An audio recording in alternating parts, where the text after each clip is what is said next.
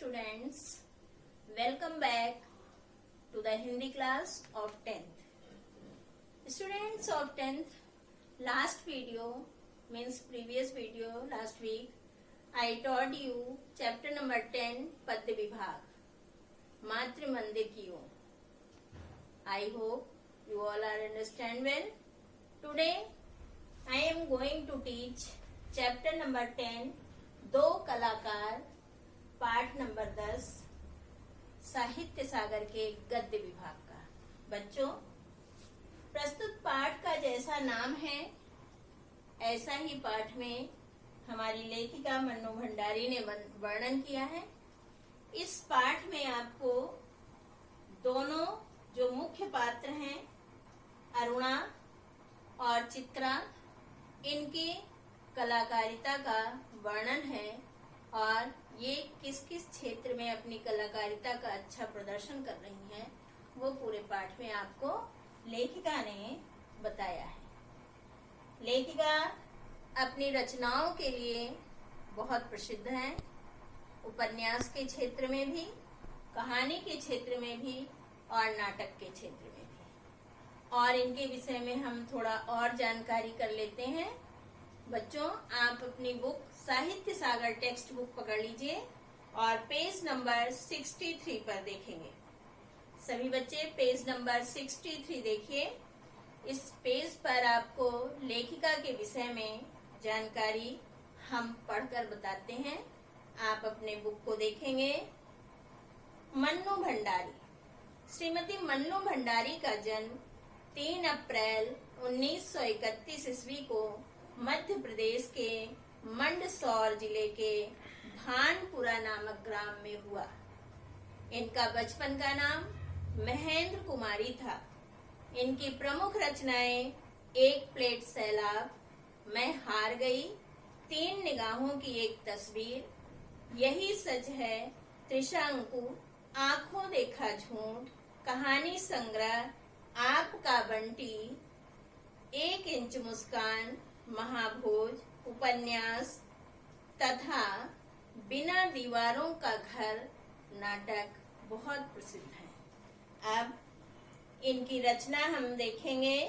इनकी रचना यही सच है पर आधारित रजनीगंधा नामक फिल्म को 1974 की सर्वश्रेष्ठ फिल्म का पुरस्कार प्राप्त हुआ था.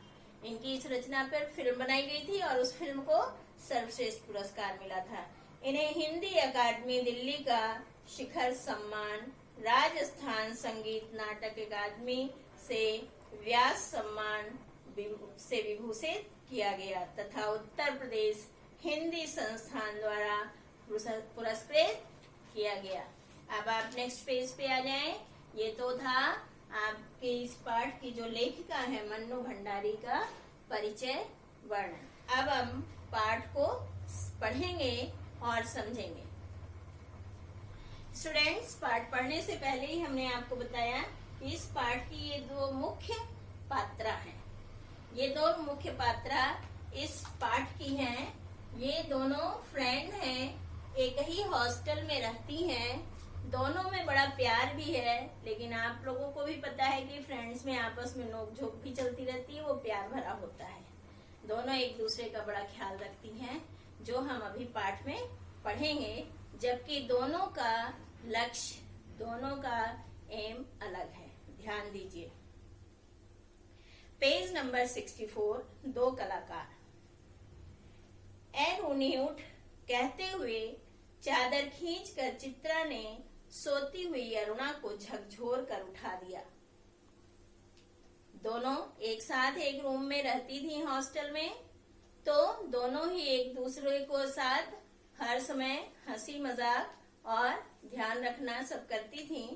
अभी चित्रा ने अपनी फ्रेंड अरुणा को उसकी चादर खींच के जबरदस्ती उसे उठाया. अब आगे देखिए क्या कहती है.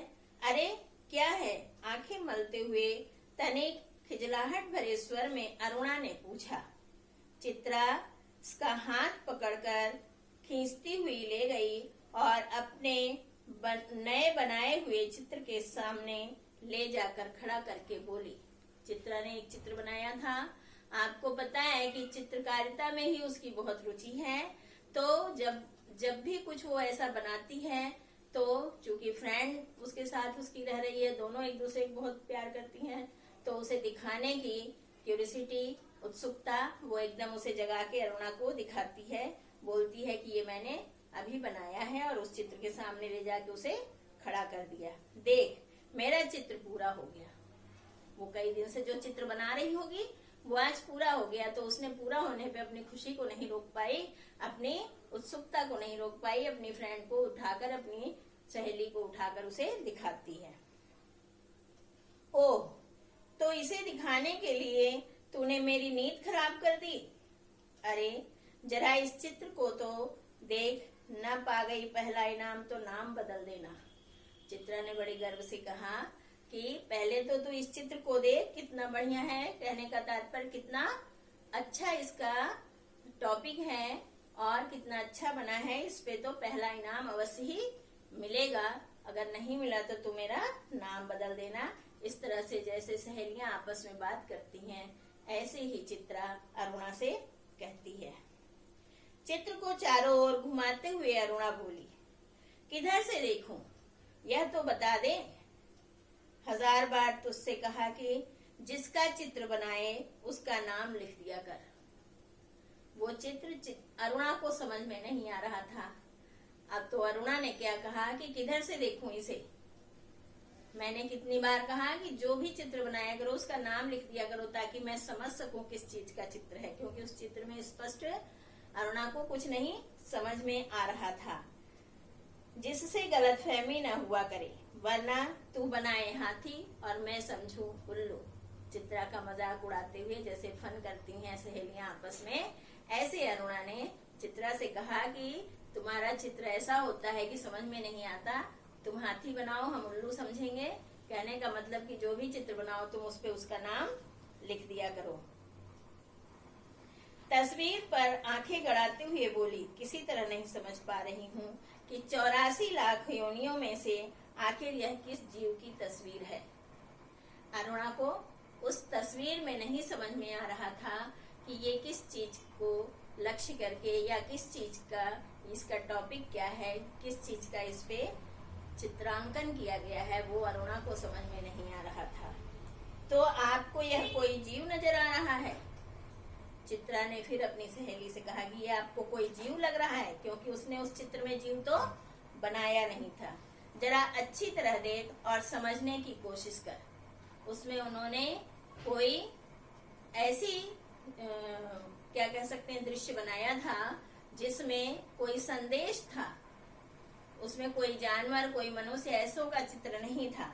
तो इसलिए चित्रा ने उससे कहा कि ध्यान से देखो, इसमें तुम्हें प्राणी नजर आ रहे हैं, इसमें तुम्हें कोई जीव नजर आ रहे हैं। अरे यह क्या, इसमें तो सड़क, आदमी, ट्रामा, बस, मोटर, कार, मकान सब एक दूसरे पर चढ़े हैं। फिर अरुणा ने गौर करके जब चित्र को देखा तो उसमें क्या देखती है कि इस तरह से उसमें गाड़ी, मोटर, मकान और ये सारी चीजें सब एक दूसरे पे ऐसे घिच पिच हो रहे हैं, चढ़े हुए हैं, मानो सबकी खिचड़ी पका कर रख दी हो। उसे ऐसा लग रहा था कि सबको एक में ऐसी मिला दिया है, कुछ भी कोई भी चीज उसे उसमें क्लियर नहीं लग रही थी। सब एक दूसरे में घिच पिच हो रहे थे सारे, जो भी उसने सड़क, आदमी, ड्रामा, सेंटर, बस, मोटर आदि बनाए थे। क्या घन चक्कर बनाया है? अरुणा फिर चित्रा से कहती है कि ये क्या घन चक्कर बनाया है, मतलब कुछ भी इसमें स्पष्ट नहीं हो रहा है, सब मिला जुला हुआ है। यह कहकर अरुणा ने चित्र रख दिया।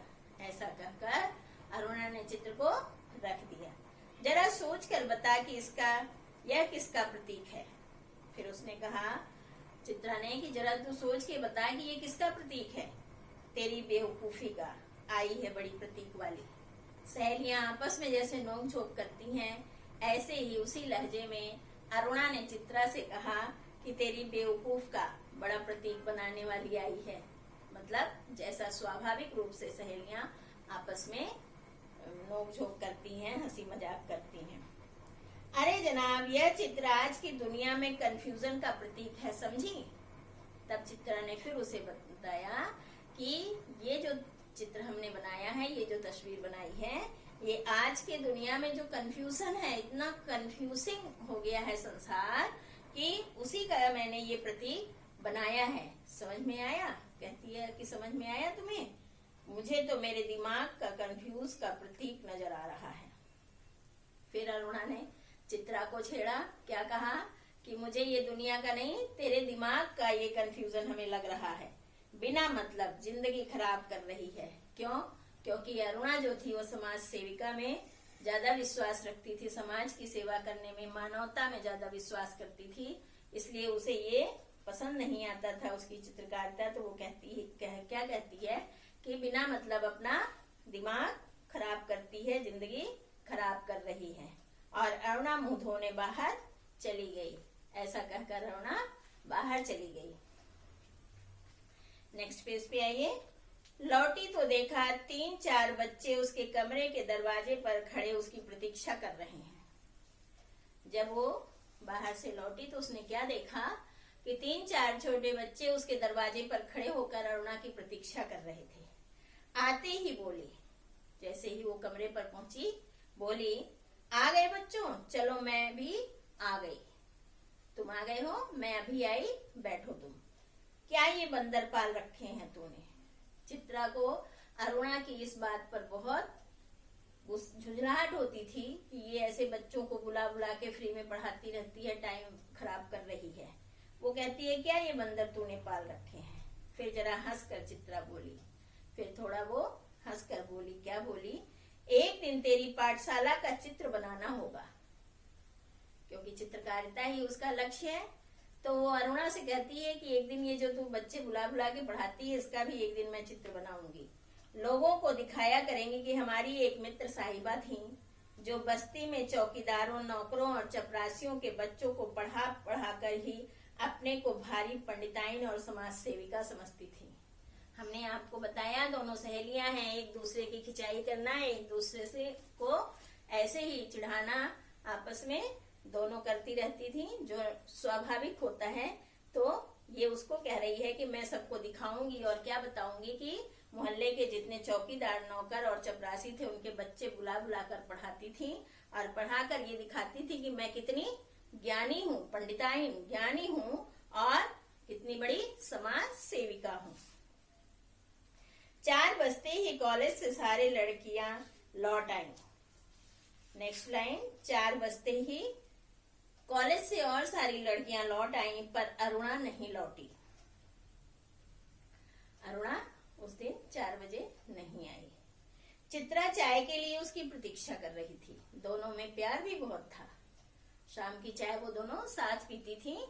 चित्रा रूम पर, कमरे पर उसकी प्रतीक्षा कर रही थी, इंतजार कर रही थी। पता नहीं कहाँ कहाँ भटक जाती है चित्रा, आप ही आप बोलती है, जाने कहाँ कहाँ भटक जाती है, बस इसके पीछे बैठे रहो। मतलब चाय बन के ठंडी हो रही है और अरुणा नहीं लौटी तो वो कैसे पिए, इस बात पर वो थोड़ा सा अपना प्यार वाला गुस्सा, झुंझलाहट प्रकट करती है।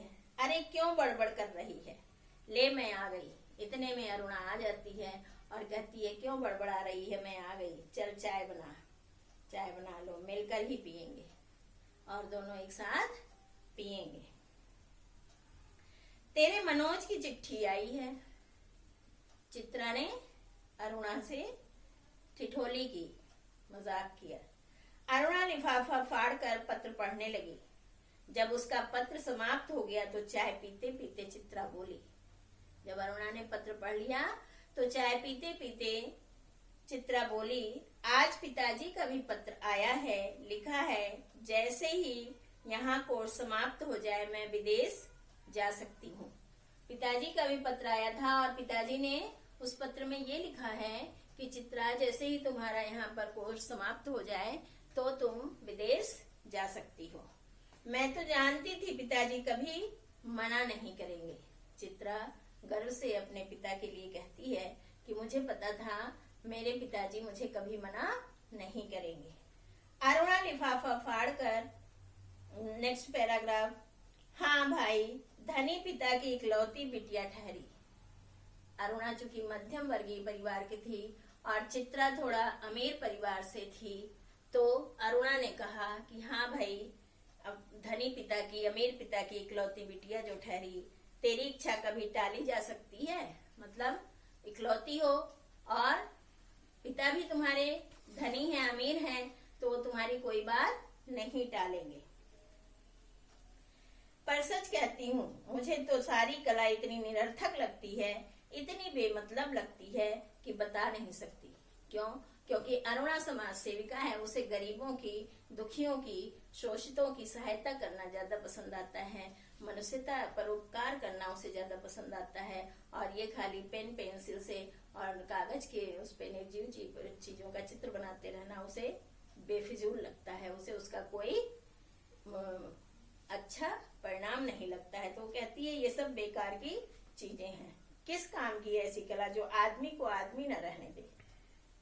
अरुणा कहती है ये ऐसी कला किस काम की है जो मनुष्य के अंदर से मनुष्यता ही निकाल दे। अरुणा आवेश में बोली। ये बातें अरुणा ने थोड़ा अग्रेसिव होकर आवेश में कहा। तो तू मुझे आदमी नहीं समझती क्यों? चित्रा ने उससे कहा, तू मुझे आदमी नहीं समझती क्यों भाई? तुझे दुनिया से कोई मतलब नहीं।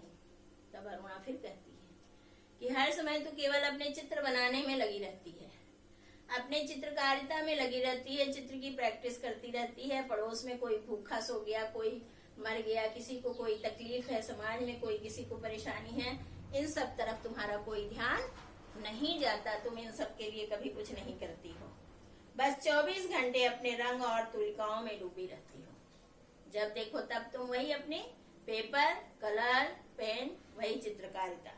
दुनिया में इतनी बड़ी घटना घट जाए, पर यदि उसमें तेरे चित्र के लिए आइडिया नहीं तो तेरे लिए वह घटना कोई महत्व नहीं रखती।